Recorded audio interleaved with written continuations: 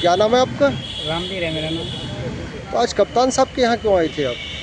जी मेरी समर चोरी हो गई थी, तो मेरे गांव के ही मेरे राजेंद्र पुत्र घनश्याम और उसको आकाश पुत्र राजेंद्र, विपन पुत्र राजेंद्र और नैना पुत्र राजेंद्र, योगेंद्र पुत्र घनश्याम और वो अर्जुन पुत्र योगेंद्र, इन्होंने मेरी समर चोरी करी थी और समर निकाल के ले गए।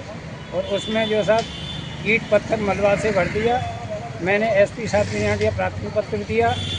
4 बार देने के बाद जब भी पुलिस नहीं गई, 5वीं बार गई तो इन्होंने जा कर के नहीं आया, उनसे 60 गांठ करके और फर्जी दूसरे पर दस्तखत करा करके और फैसला लिख करके कप्तान साहब के यहाँ भेज दिया 13/8 तारीख को। कौन से गांव के रहने वाले हैं आप?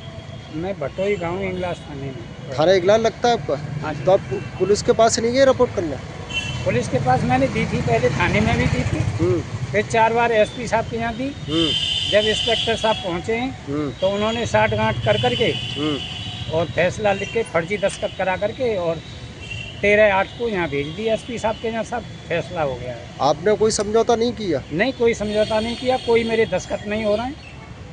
आज जैसे एसएसपी साहब से आप मिले थे तो उन्होंने क्या आश्वासन दिया आपको? एसपी साहब ने देख करके पढ़ करके और एक अपने अधिकारी को दे दी थी कि लो इसका निरीक्षण करिए। ये समरसेबल चोरी करने वाले आपके ही गांव के रहने वाले? हाँ, मेरे चाचन के लड़का हैं। अच्छा, आपके परिवार का है? मेरे परिवार के ही हैं और इन्होंने ही चोरी की है और किसी गांव के ने किसी दूसरे लोगों ने नहीं की है, इन्होंने ही चोरी की है।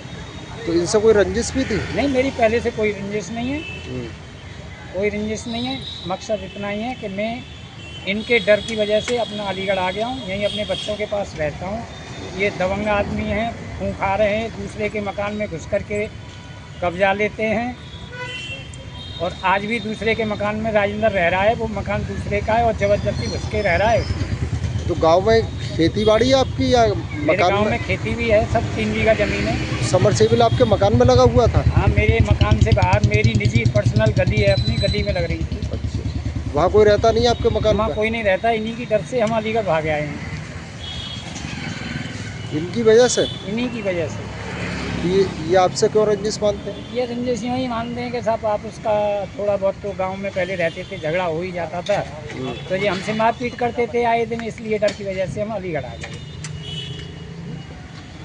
तो एसएसपी साहब ने आश्वासन क्या दिया आपको? उन्होंने ये कही थी कि ठीक है आप घर पे जाइए, हम इसका दोबारा से छानबीन कराते हैं। मैं सर आपकी जैसी आपकी इच्छा। आप संतुष्ट हैं? हाँ, संतुष्ट हैं साहब, अधिकारी के ऊपर तो बहुत संतुष्ट हैं।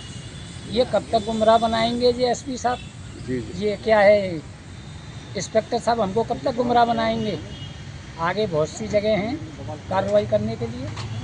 इंस्पेक्टर साहब से ही मिले थे आप थाने जाकर? हाँ, इंस्पेक्टर साहब से डायरेक्ट मिला हूँ साहब। क्या कह रहे थे? वो यही कह रहे थे आप जाइए, हम इसकी दोबारा से छानबीन कराते हैं। इंस्पेक्टर साहब ने ऐसा क्यों किया?